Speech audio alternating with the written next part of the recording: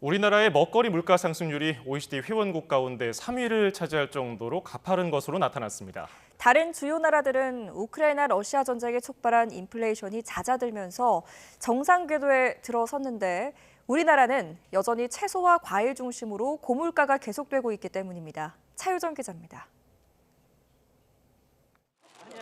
최근 물가 안정 대책에 힘입어 사과값은 다소 진정세를 보이고 있습니다. 그러나 이번엔 배추, 양파 등 채소값이 고공행진입니다. 좀처럼 잡히지 않는 먹거리 물가 상승세는 유독 우리나라에서 더욱 심각합니다. 지난 2월 우리나라의 먹거리 물가 상승률은 약 7%. 경제협력개발기구 OECD의 평균 상승률을 2년여 만에 추월했으며 관련 통계가 집계된 35개국 가운데 세 번째로 높습니다. 전 세계 식품 물가는 재작년 러시아의 우크라이나 침공 이후 급상승했다가 정상 궤도에 들어서고 있지만 우리나라는 사정이 다릅니다.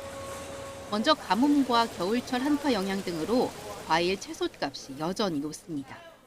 지난 2월 기준 과일값은 1년 전보다 38% 넘게 뛰면서 32년 만에 최대폭으로 올랐습니다.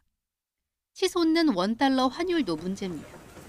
고환율은 수입 원재료 가격을 끌어올려 가공식품 물가를 밀어올릴 가능성이 큽니다. 게다가 이스라엘 이란 충돌 이후 불안한 국제 유가는 전반적인 물가를 압박하고 있습니다. 지금 지정학적 리스크가 없어지지 않고 항존하는 상태가 돼요. 이렇게 되면 겨우 좀 잡히려고 했었던 인플레이션이 이 비용 쪽에서 원가 쪽에서 다시 들썩이는 일이 벌어지면은 이건 금리라든가 이런 걸로 조절할 수 있는 것은 아니거든요. 이런 가운데 최상목 경제부총리 겸 기획재정부 장관은 향후 공공요금 방향에 대해 현재 기조를 유지하겠다고 밝혔습니다. 물가 불안정이 계속되면서 상반기 공공요금 동결 기조를 당분간 이어가겠다는 의미로 풀이됩니다.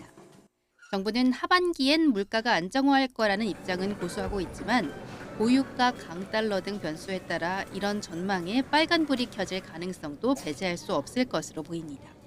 YTN 차유정입니다.